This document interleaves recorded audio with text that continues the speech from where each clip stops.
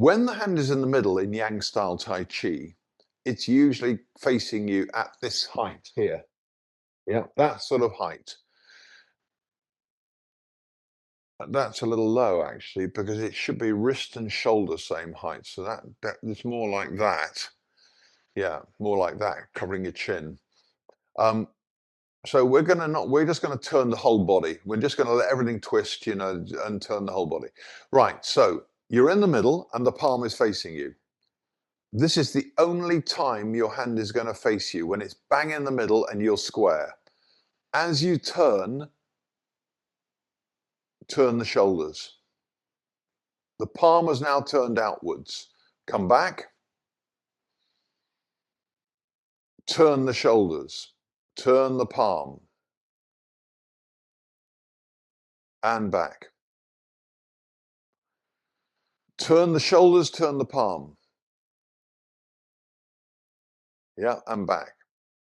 Now, this is almost impossible to show on Zoom, and I think we've done it before, but it bears repetition, because if you've been practicing the 10-move form at all, you'll be able to add this into it now. If I do not turn the shoulders, then this is what happens. And that's all that happens. Watch me from the side. Look, I'm in the middle and I simply turn the hand and push away slightly. Yeah. So that's what your top hand does. When you're in this position, I turn the shoulders and I push the hand away, turning it. And I come back. You see the center line of the body here? And here's the wrist or the hand. If I don't turn the shoulders, it stays in the center line of my body. It stays to the center line. And here in cloud hands, there's going to be a little bit of leeway eventually, but for the minute, can you just stick with the idea that the center line, when it turns, is going to take the hand with it, and they're going to stay connected, one ahead of the other. Okay, so you're there.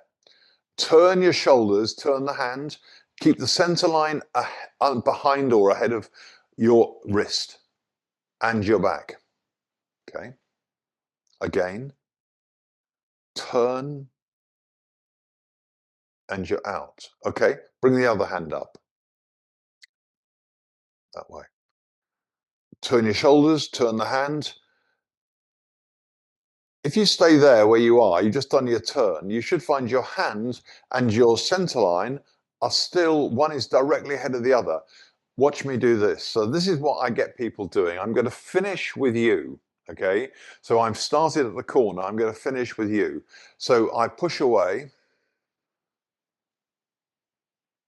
I should have turned not quite as much. Okay, so there. So my center line is now there. Okay, let me sort of see if I can finish with you perfectly. Okay, so that's going to finish with you. Right, so here we go. My center line's now going to face you.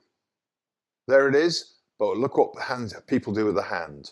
They carry it way too far on. In other words, it should have finished there as well. Ready? Right hand. We haven't done much with that. Turn your center line, turn your palm. And back. And again, turn your center line, turn your palm. Push the palm away slightly. And back. Turn, push the palm away. And back. Good. Okay. That's the first thing. And as I say, there is going to be a little bit of leeway, but there is not a lot. Now, the next thing about this is, if you watch my hand, my arm, look at the angle, 45 degrees. Now, if I do this and I push something away,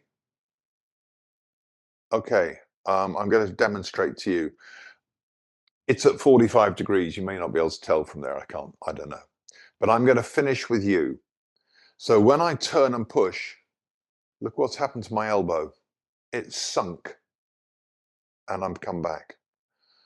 It's 45. I turn the body. But look, it's no longer 45. It's sunk. The elbow's sunk. In other words, this joint never freezes. Otherwise, if I just do that, this joint is frozen here. So what happens is there's a pushing, and this is now sinking. Now, where this leads on to is that the rule, if we've got rules in Tai Chi, which we sort of do in a way, is that, or principles they like to call them. So in other words, when you sink an arm, what you do is you sink the elbow. You close the armpit. You know, we've done this here, and you close the armpits. Yeah. You lift up, okay, just go sideways, lift up. Okay, stay there, sideways. Would you just leave your arms exactly where they are, but leave your shoulders where they are, but I want you to bring your hands inwards like this. Yeah, and out again, inwards and out. Right, so you can see where your elbows are. They're up here. Yeah, now then, we're going to lower the arms. What happens? Look, the elbows are sunk. The elbows have come inwards. So they were here and they've come inwards. This is cloud hands. It's no different. So when you're here, you push the hand away, and as you push, the elbow is beginning to drop. And then you sink the elbow and close the armpits, and elbow's traveling towards your hip joint.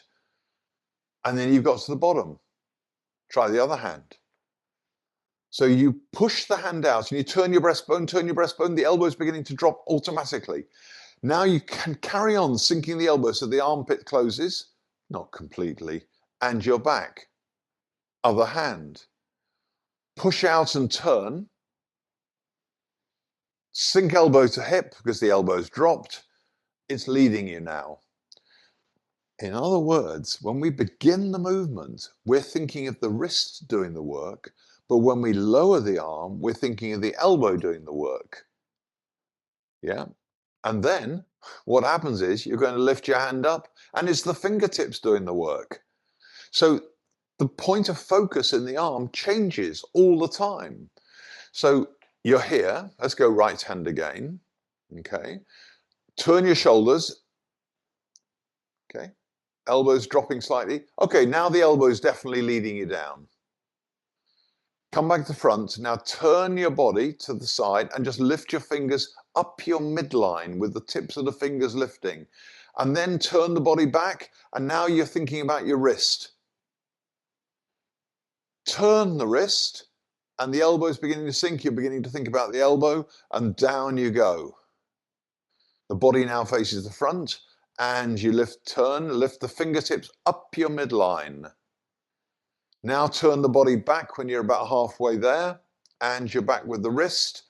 Turn, push away, sink your elbow. We're now focusing on elbow, and you're back to the middle. And now turn your body, turn your shoulders, up you come.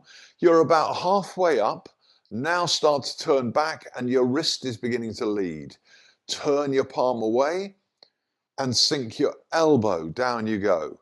Turn the body back. Now we're at the front. Turn again, lifting up. Halfway, and now finish going up, and you're back with the wrist. So this is called silk reeling. In Chen style Tai Chi, they do a lot of this sort of stuff, not quite in the same way. But whether you do Chen style, whether you do Yang style, Sun style, Wu style, whatever style you do, we've got the same things. Wu, you know, you'll come across like this, close, and then you'll come around it. And we've got this same idea of the hands, the elbows squeezing in, so elbows doing the work. Sun style, the same. It's palms facing outwards the whole time with Sun style, but the principle is still identical. It doesn't make any difference.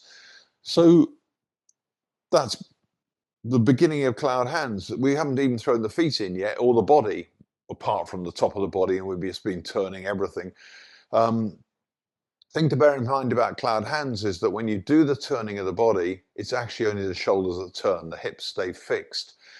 We can't do cloud hands standing up like this properly. So cloud hands is always in a Qigong position where your ankles have been pulled down, your knee joints opened in your hips. So this is where the Jian Zhuang starts to tie in to these kind of postures.